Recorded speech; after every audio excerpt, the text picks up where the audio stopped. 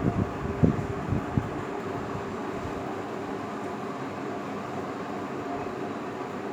morning class 10. Myself Dr. Renu. Welcome to my class. Today we are going to study chapter first Economics Development. हम लोगों ने previous video में हम लोगों ने पढ़ा बच्चों कि डेवलपमेंट क्या होता है, कौन कौन से क्राइटेरियाज होते हैं, नेशनल डेवलपमेंट क्या होता है, ये सब हम लोगों ने पढ़ा।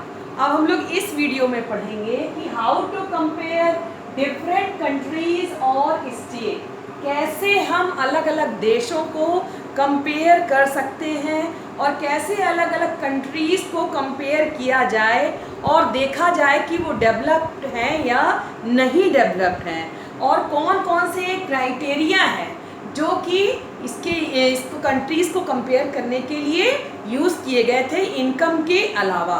तो अब जब नेशनल इनकम की बात आती है, तो जब हम लोग ने डेवलपमेंट में नेशनल इनकम की बात आती है, तो हम देखते हैं, बात की जाए तो ये देखा जाए कि हर एक इंडिविजुअल का अलग अलग नोशन होता है, हर एक इंडिविजुअल का अलग अलग विचार होता है अपने कंट्री के प्रति, अलग अलग विचार। जब अलग सबके अलग अलग नोशन होंगे तो उनका नेशन, उनका राष्ट्र कैसे डेवलप होगा, कैसे जब हर एक इंडिविजुअल का अलग अलग नोशन होगा तो उसके चलते उनका कंट्री डेवलप्ड है या नॉन डेवलप्ड है, ये उनके आइडिया पर ही डिपेंड करेगा, उनके नोशन पर ही डिपेंड करेगा। तो चलिए हम देखते हैं कि how we compare different countries और स्टेट्स। तो how a country is said to be developed और अंडर डेवलप्ड, कैसे हम ये कह सकते हैं, ये भी मैंने आपको डिस्क्राइब किया कि कोई कंट्री डेवलप है या नॉन डेवलप है।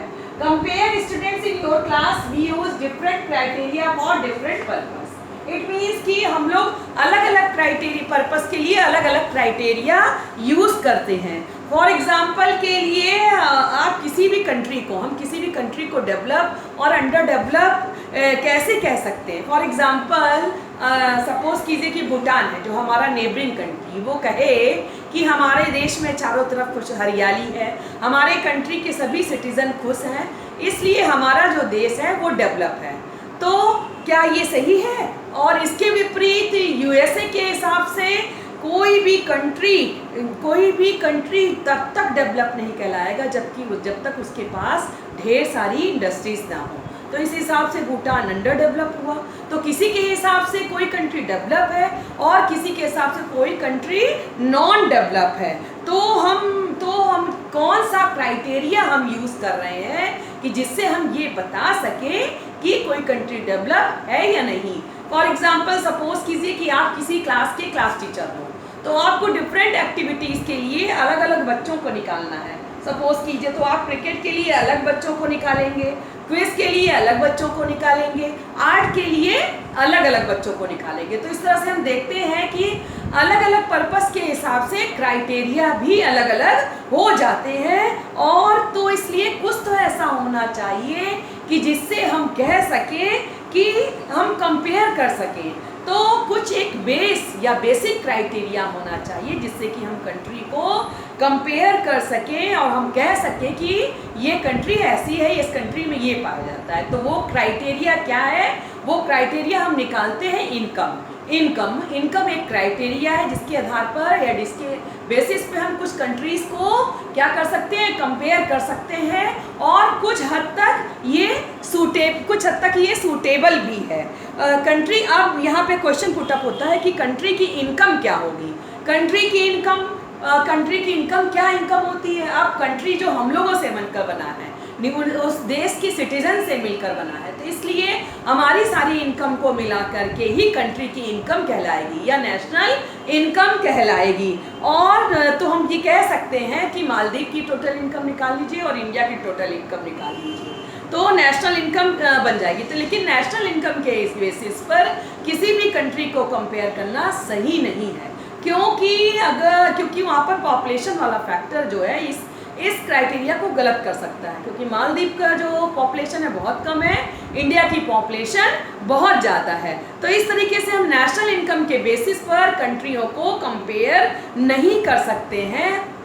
तो फिर हमें कोई ना कोई तो क्राइटेरिया देना ही पड़ेगा, जिससे या कोई ऐसा बेस प्रोवाइड करना पड़ेगा जिससे कि हम कंट्री को कंपेयर कर सकें। तो हम यहाँ पर एक कॉन्सेप्ट लेते हैं, वो है average income.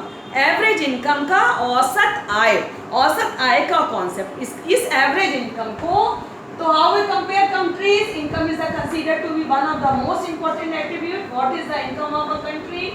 Income of all the residents of the country. अब average income, अब average income को हम एक एग्जाम्पल के थ्रू समझ सकते हैं।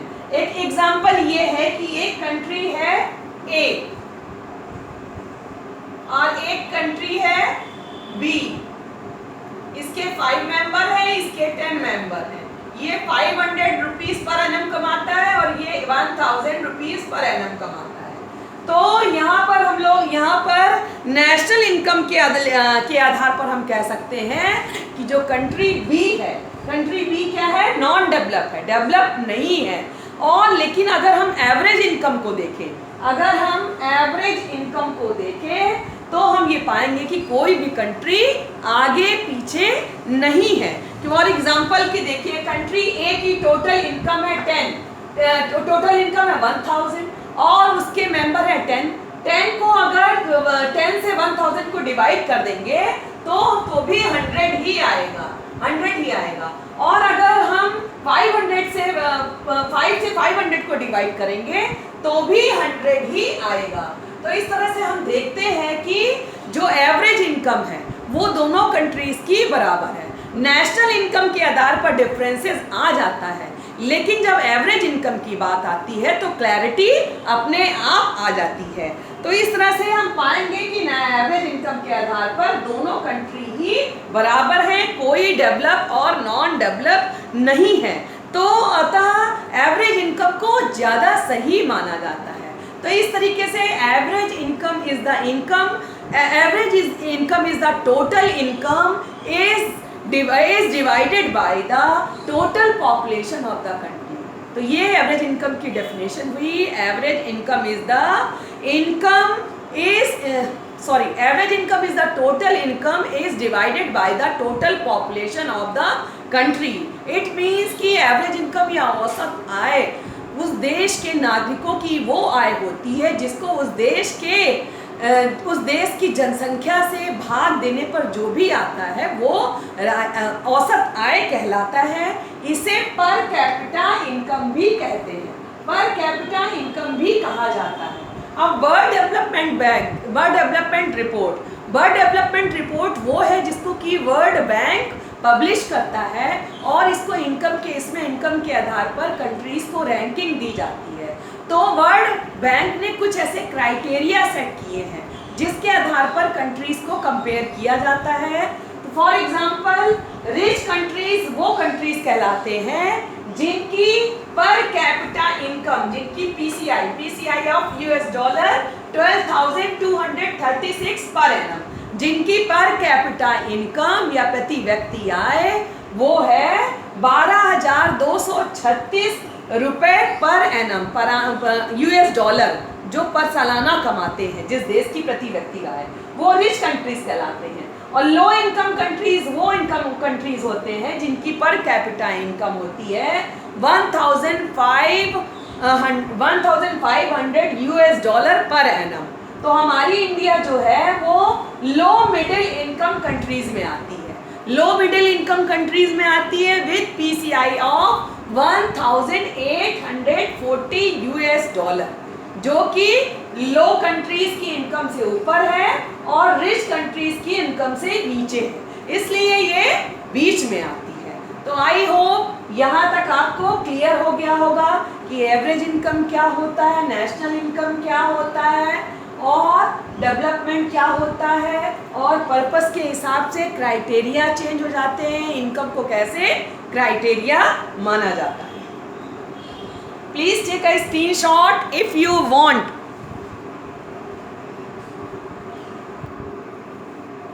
So let's continue the topic. अभी जस्ट हम लोगों ने थोड़ी देर पहले पढ़ा कि नेशनल इनकम क्या होती है, एवरेज इनकम क्या होती है, वर्ल्ड डेवलपमेंट रिपोर्ट क्या है, वर्ल्ड बैंक की जो रिपोर्ट है वो क्या क्राइटेरिया सेट करती है, किसके कौन से रिच कंट्रीज़ हैं और कौन से लो कंट्रीज़ है, इंडिया लो मिडिल कंट्रीज़ में आता है। अभी तक हम लोगों ने ये पढ़ा। अब हम लोग कहाँ पढ़ेंगे कि average income limitations. Average income की कुछ लिमिटेशंस भी हैं, कमियां भी हैं। एवरेज इनकम की अच्छाई तो हम लोगों ने देख ली कि क्या है, ये क्लैरिटी ला देती है, पर इसके साथ ही साथ उसकी कुछ लिमिटेशंस भी हैं। वो लिमिटेशंस क्या है?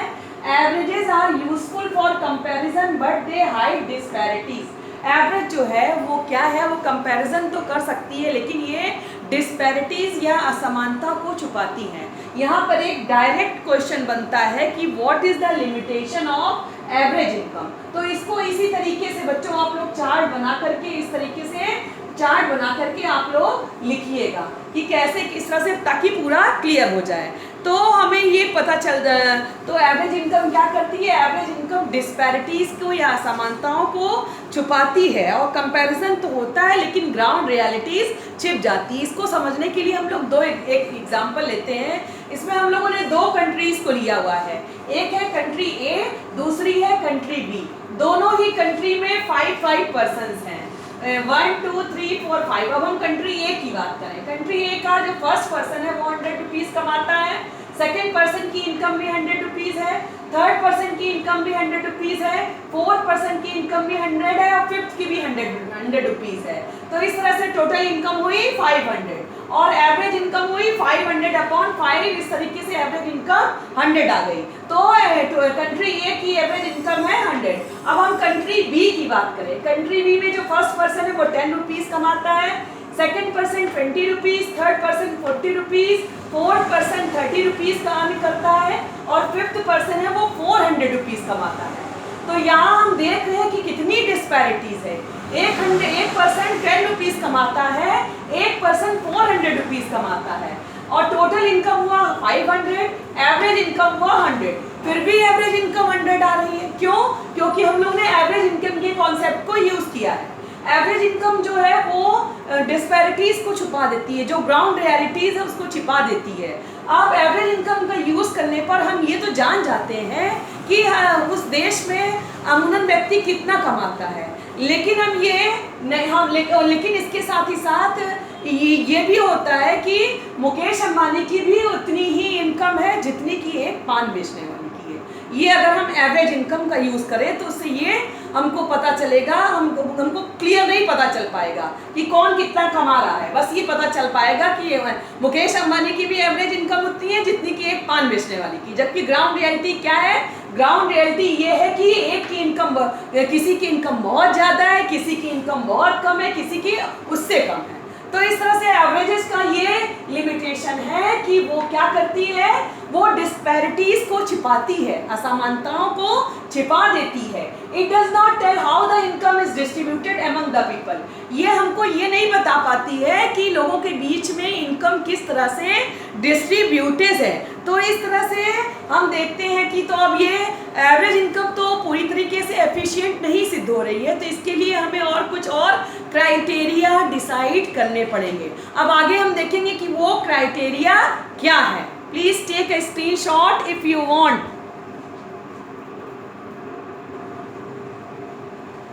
सो लेट्स कंटिन्यू द टॉपिक।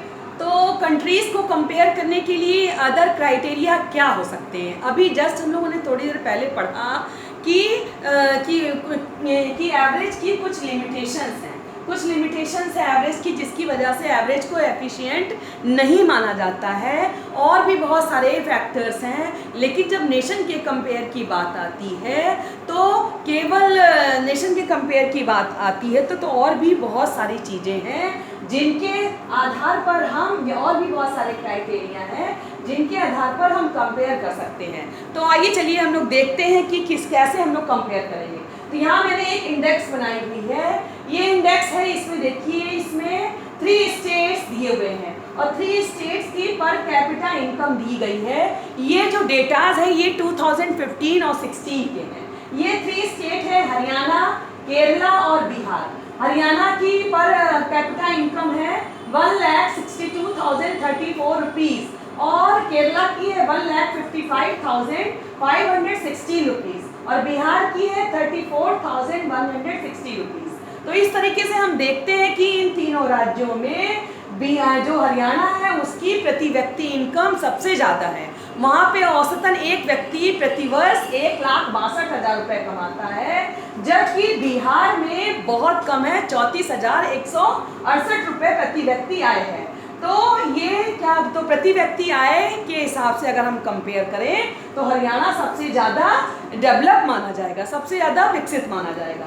लेकिन जब हम अदर फैक्टर्स की बात करते हैं तो जैसे इन्फेंट मोर्टेलिटी रेट है, लिटरेसी है, net attendance. Infant mortality rate उस टर्म को बोलते हैं जिसमें किसी देश में एक साल में पैदा हुए जीवित 1,000 बच्चों में से कितने बच्चे जो हैं वो 1 वर्ष की आयु पूरा करने से पहले मर जाते हैं, वो कहलाता है इन्फेंट मोर्टेलिटी रेट या शिशु मृत्यु दर। अब लिटरेसी रेट या साक्षरता दर ये 2011 का है। लिटरेसी रेट 7 वर्ष या उससे अधिक आयु के कितने लोग पढ़े लिखे हैं कि उस देश में। अब है net attendance ratio. Net attendance ratio का मतलब होता है कि 14 या 15 वर्ष की आयु के कितने पढ़ने वाले बच्चे हैं, 14 या 15 वर्ष की आयु के बच्चे कितने पढ़ने वाले हैं। तो यहाँ पर हम तीनों फैक्टर्स के आधार पर अगर हम इन तीनों स्टेट्स को कंपेयर करें तो हम ये पाएंगे कि जो केरला है, केरला में 12 बच्चे हैं जो 1,000 में से जो कि 1 वर्ष की आयु पूरी करने से पहले मर जाते हैं, जबकि इसके विपरीत हरियाणा में 36 बच्चे जो कि 12 का जस्ट अपोजिट है, जस्ट दुगना है। जबकि आपने पहले देखा था कि हरियाणा की जो पर कैपिटा इनकम है वो बहुत ज़्यादा है, लेकिन वहाँ पर इन्फेंट मोर्टेलिटी रेट वो भी बहुत ज़्यादा है, उसके ऊपर कंट्रोल नहीं किया जा पाया है। और बिहार में 42 है। इसके भी और इसी तरह से लिटरेसी रेट की अगर हम कंपेयर करें तो केरला में लिटरेसी रेट है 94% और हरियाणा में है 82% है और बिहार में 62% है। तो फिर वही बात सामने आ जाती है कि जो हरियाणा पर कैपिटा इनकम के मामले में आगे है वो इन सब फैक्टर्स में इन दोनों स्टेट से पीछे है। अब हम नेट अटेंडेंस रेशियो की बात करें तो वहाँ पे 61%, हरियाणा में केवल 61 बच्चे ही हैं जो 14 से 15 वर्ष के जो कि पढ़ने जाते हैं, और बिहार में देखिए, बिहार में तो आधे बच्चे ही हैं जो कि केवल 8वीं की क्लास तक पढ़ने जाते हैं और सारे बच्चे गायब हो जाते हैं। तो अगर हम ये बात करें कि जो बच्चे माता पिता को कितने प्यारे होते हैं, अगर वो बच्चे 1 वर्ष की आयु पूरा करने से पहले ही मर जाएं तो उन माता पिता के दुख के बारे में सोचिए जिन्होंने अपने बच्चों को इतने लाड़ प्यार से पाला और इस उम्मीद के साथ कि वो उनके भविष्य का सहारा बनेगा। अगर वो बच्चा मर जाता है तो कितने बड़े दुख की बात है। आज हमारे देश की स्वतंत्रता को पाए हुए 71 या 72 ईयर से भी ज़्यादा हो गए हैं और हमारे देश में बड़ी बड़ी बिल्डिंग्स, मॉल्स और ये सब बन रहे हैं, लेकिन शिशु मृत्यु दर पे या इन्फेंट मोर्टेलिटी रेट पे आज तक कोई भी उसको रोकने के प्रयास अभी तक ज़्यादा नहीं हो पाए हैं। ठीक यही बात लिटरेसी रेट की भी है। आप बात तो बहुत बड़ी बड़ी करते हैं लेकिन साक्षरता दर पूरे देश में बहुत कम है। बहुत से स्टेट है जहां साक्षरता दर बिल्कुल निम्न है। तो इस तरह से वर्किंग के आधार पर इंडिया कैसे आगे ग्रो कर पाएगा। और इसके साथ ही साथ नेट अटेंडेंस रेशियो, ऐसे हम नेट अटेंडेंस रेशियो की बात करें जहाँ की गांव में स्कूलों में बच्चे, आधे से अच्छे बच्चे स्कूल गायब रहते हैं स्कूलों से, जबकि गवर्नमेंट के द्वारा बहुत सारी पॉलिसीज चलाई जा रही हैं। मिड डे मील इसलिए चलाया जा रहा है ताकि बच्चे इसी लालच में स्कूल आएँ और कि उनको खाना मिलेगा, उनको अच्छी अच्छी चीज़ें खाने को मिलेगी। इसके बावजूद भी पर्याप्त संख्या में बच्चे स्कूलों में प्रेजेंट नहीं रह सकते। तो इस तरह से हम इन तीनों स्टेट्स का कंपेयर करने पर ये हम पाएंगे कि केवल मनी ही या पैसा ही महत्वपूर्ण चीज नहीं है जिसके आधार पर आप उन सारी चीजों को खरीद सकते हैं जो कि क्वालिटी लाइफ को जीने के लिए जरूरी होती है। पैसे से आप सब कुछ नहीं खरीद सकते हैं, और भी चीजें हैं जो कि हम अच्छे जीवन को जीने के लिए जरूरी होती हैं, और भी पब्लिक फैसिलिटीज हैं जो कि जरूरी होती हैं। तो आई होप यहाँ तक आपको क्लियर हो गया होगा बच्चों। मैंने पहले आपको एवरेज इनकम के बारे में बताया, एवरेज इनकम की लिमिटेशंस के बारे में बताया, और फिर इसके बाद मैंने आपको कंपेयर करके बताया इंडेक्स के आधार पर इन्फेंट मोर्टेलिटी रेट क्या होती है, लिटरेसी रेट क्या होता है, नेट अटेंडेंस रेशियो क्या होता है। ये सारी चीज़ें मैंने आपको क्लियर बताई हुई हैं। तो आई होप आपको यहाँ तक क्लियर हो गया होगा। अगर आपको मेरा वीडियो पसंद आ रहा है बच्चों, प्लीज़ सब्सक्राइब करिए, ज़रूर से सब्सक्राइब करिए और उसे करना ना भूलिए। Thank you.